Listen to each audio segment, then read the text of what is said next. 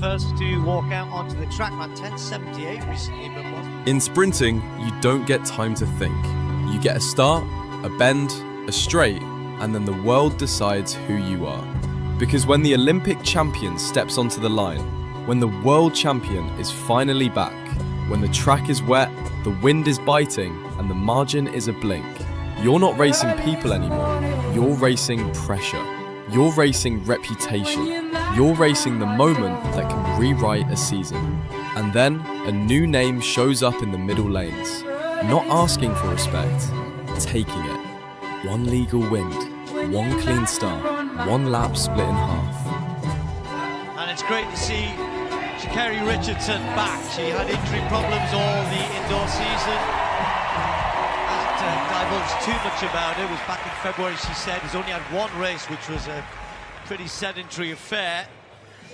And then Tina Clayton and her twin sister, Tia Clayton, have been ripping it up for Jamaica. The 20-year-old did beat her sister at the National Championships just recently in 10.81.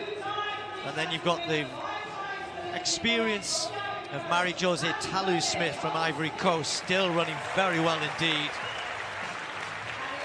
In lane 9, Maya McCoy, who's thrust herself onto the world stage this year, had looked as though she might take up the opportunity to run for Liberia, but has come back, given that she's running so well, to say USA is the flag I run under. So TT Terry, Jefferson Wooden, Richardson, friends, training partners. In fact, TT Terry was bridesmaid at Jefferson Wooden's wedding earlier on this year. But in those middle lanes, 3, 4, 5 and 6, you throw in Tina Clayton as well. Julian Alfred knows, although she's in brilliant form, the Olympic champion, she has a bit, well, she said she has a bit of a love-hate relationship with this track in Eugene. Last time she was here, she was disqualified at the World Championships, but she did win the NCAAs here earlier that year. So the Olympic champion in the yellow in lane 5, Richardson in 6, but watch out for Jefferson Wooden in 4 and Terry in 3. Jefferson Wooden gets out sharper than Alfred. Richardson gets left a little bit. Clayton trying to get into it, but the Olympic champion just trying to get ahead, but Jefferson Wooden is hanging on at the moment. The American has got it, and look at the time, 10:75. Jefferson Wooden continues what's been a scintillating year for her. Beats the Olympic champion, who herself is at the top of her game. That is a big, big win. Jefferson Wooden, yes, she says. Great race between the two of them. We thought they'd be a little bit ahead of everybody else. Richardson way down as we might have expected. However, these two surely this year have to be the two to beat. Jefferson Wooden 75-77 for Alfred, just 200ths behind, and the wind is legal. Actually, no, Tim, into a headwind. Minus 1.5, 10.75. What would it have been if we'd turned that wind around? Brilliant start from Jefferson Wooden there.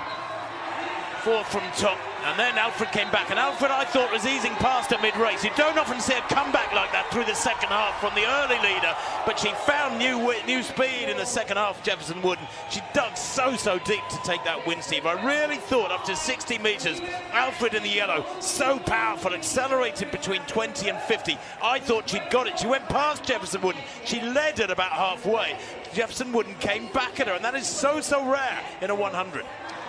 Yeah, a bit unlucky there, aren't we? Like you said, I was watching that replay halfway down the home straight. The clock's up minus 1.5. Yet the flags don't look like it's going in that way. So that's a little bit unfortunate. That could have been something. Back at Grand Slam track, women's 200, Melissa Jefferson Woodard. She's Mrs. Grand Slam right now. That's right. And here's Gabby Thomas. Yeah, who's back in the short sprints. She was second in Miami. She won the long sprints in Kingston. So I know she wants a little bit of revenge here on Melissa Jefferson Wooden. Tamari Davis, second in Miami over this distance. And that was Dina Asher-Smith. Oh, sorry, my bad. There's Tamari Davis.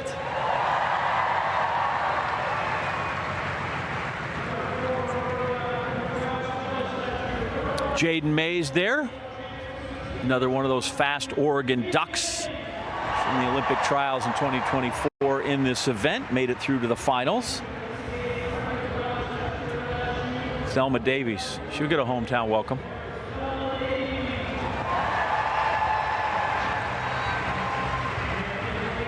And rounding out the field, this is Celera Barnes. Had a breakout indoor season. The U.S. indoor champion at 60 meters. It's another great field, and after what Kenny Benari just did, I'm sure they're inspired to run really well in front of a great crowd. Set. Thomas away pretty smartly, although it's just lost half a metre or so, and he's got to get moving here because Dina Asher-Smith is running a cracking bend and also going well. Jefferson Wooden into the home straight with a good 2 metre lead. Oh, wow. Can Gabby Thomas hold this in? She's got work to do. Hold of Jefferson Wooden. Can she get there? But she's got it. 21.99. Well. Oh, wow. She doesn't even want to look at Gabby's own to go, sorry. Sorry. Look at Gabby's face. Oh. You gotta remember, Melissa is actually the first leg on the relay team. She's a turn runner. This is a turn favorite track. This is, like you said, it's a different 200 meters here. Wide turn. You only, once you straighten up in the home straight, you've only got about 75 meters left. Yes. And I know that's what Melissa was thinking when she got on that straightaway. This straightaway short, I'm winning. I don't got to hold on for that much longer this time. And she held on. So that's not only a personal best, again, another record for this track in the stadium. Wow. In the rain. I mean, at this point, you think, well, Gabby didn't get a good start because you're thinking, Dina Asher-Smith was up on it, but then you suddenly realize Jefferson Wooden is out there, but Gabby normally hauls people in, doesn't she? She does, but sometimes when people are that far out there, I know there had to be a moment where Gabby was like, hold on a second, she actually is kind of far.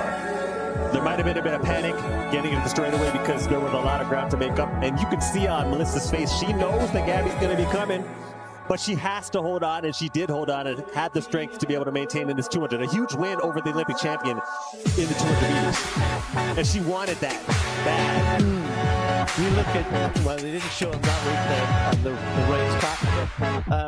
Gabby Thomas was tight, you know, kind of fighting to get there. Didn't get there. 8 points for her.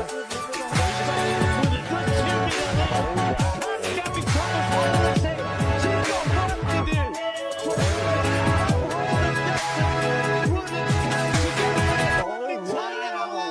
But she's got 21.99. Well.